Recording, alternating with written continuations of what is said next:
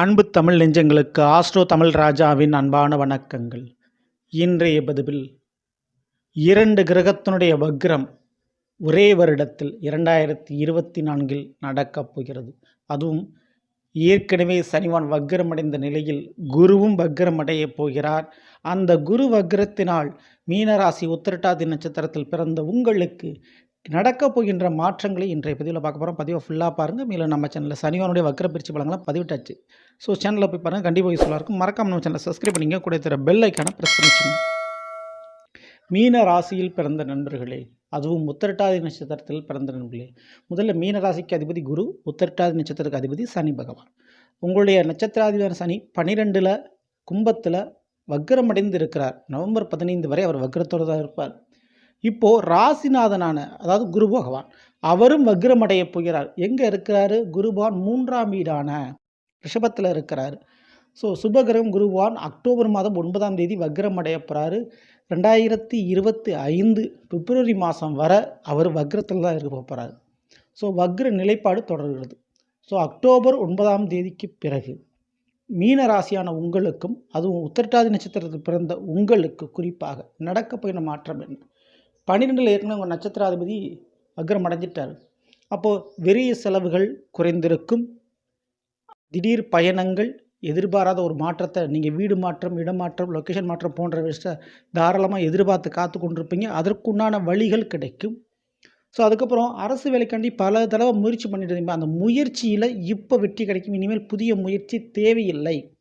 So இன்னொரு தான் try பண்ண வேண்டிய அவசியம் இல்லை அப்படின்ற ஒரு நிலைப்பாடு உருவாகும். ஏன்னா 3ஆம் வீட்டில் குருவான் வக்ரம் அடைஞ்சிருக்கார்.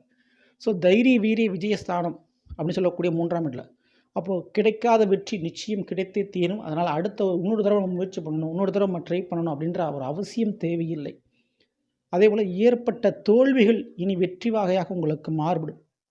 2 வீலர் வண்டி வாகனம், செய்தி தகவல் தொடர்பு துறை, மார்க்கெட்டிங் சம்பந்தமான துறைகள், வியாபாரம் சம்பந்தமான விஷயங்கள் அனைத்தும் உங்களுக்கு நல்லதொரு கைகூடி வரும். கூட பிறந்த சகோதர சகோதரி விஷயத்தில் எதிர்பார்க்காத ஒரு நன்மை உங்களுக்கு நடக்கப் போகுது. அதே போல் தொழில் ரீதியான ஒரு மாற்றத்தையும் ஒரு ஏற்றத்தையும் நீங்கள் சந்திக்கப் போகிறீங்க. மேலும் குரு பகவானால் உங்களுக்கு எண்ணற்ற பலன்கள் கிடைப்பதில்லை. முதல்ல பதவி வாய்ப்பு உங்களுக்கு நிச்சயமான முறையில் கிடைக்க போகுது.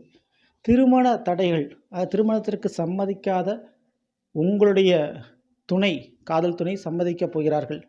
பிரிந்த கணவனை ஒன்று சேருவதற்கும் திருமண வாழ்க்கையில் ஏற்பட்ட குழப்பங்கள் சரியாவதற்கும் வாய்ப்பு ரொம்ப அதிகமான முறையில் இருக்குது.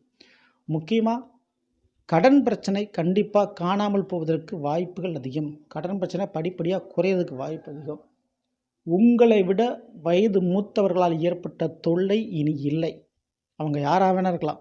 ஸோ அந்த உறவுகளால், உங்களோட வயசு மூத்தவங்களால் ஏற்பட்ட தடை, உங்களுக்கு ஒரு காரியம் நடக்க வேண்டியிருக்கு, தடைனா அந்த தடை இனிமேல் இருக்காது. அவங்க மூலமாக அவர்களே உங்களிடம் ஒரு உதவியை எதிர்பார்த்து வருவார்கள். அதற்கு வாய்ப்புகள் அதிகம். ஸோ இது எல்லாத்தையுமே தாண்டி முக்கியமான ஒரு 3 நல்ல விஷயங்கள் உங்களுக்கு நடக்கப் போகுது என்றால், கண்டிப்பாக அடமானத்திலிருந்து தங்க நகையை மீட்டு வருவீர்கள், அல்லது தங்கம் வாங்கக்கூடிய யோகங்களை பெறுவீர்கள். கார் அல்லது 2 வீலர் வண்டி வாகனம் வாங்குகின்ற யோகத்தை பெறுவீர்கள். முதல்ல. 2வது, குழந்தை பாக்கியம் மற்றும் குழந்தைகள் விஷயத்தில், பிள்ளைகள் விஷயத்தில் ஒரு நன்மை நடக்கும். பிரிந்த பிள்ளைகள் ஒன்று சேருவார்கள். 3வது, கண்டிப்பாக தொழில் மற்றும் வேலை ரீதியான ஒரு மாற்றம், வெற்றி கண்டிப்பாக கிடைக்கும். ஸோ இந்த 3 நல்லது முத்தான நல்ல விஷயங்கள் இந்த குருவோட வக்ரத்தால் உங்களுக்கு நடைபெறப்போகுது. அக்டோபர் மாதத்துக்கு அப்புறம் மிக தீவிரமான முறையில் உங்களுடைய உழைப்பையும் முயற்சியும் போடுங்க. நல்ல காலம் வந்து கொண்டே இருக்கிறது. சரிங்களா? ஸோ இந்த ஒரு நேரத்தில் முக்கியமாக நீங்கள் வழிபாடு பண்ண வேண்டிய ஒரே ஒரு விஷயம் என்ன, ஐயனார், ஆஞ்சநேயர் போன்ற தெய்வத்தை வழிபாடு பண்ணிக்கிங்க. உங்களை இதுவரை தொடாத ஒரு உச்சத்தை தொட வைக்கும் இந்த 2 தெய்வங்கள். ஸோ வழிபாடு பண்ணிங்க. இந்த பதிவு பிடிச்சிருந்த லைக் பண்ணுங்கள், மறக்காம ஷேர் பண்ணுங்கள், மறக்காம சேனலை சப்ஸ்கிரைப் வச்சுங்க. அடுத்த பதிவில் சந்திப்போம். நன்றி, வணக்கம். அன்பு தமிழ் நெஞ்சங்களுக்கு ஆஸ்ட்ரோ தமிழ் ராஜாவின் அன்பான வணக்கங்கள்.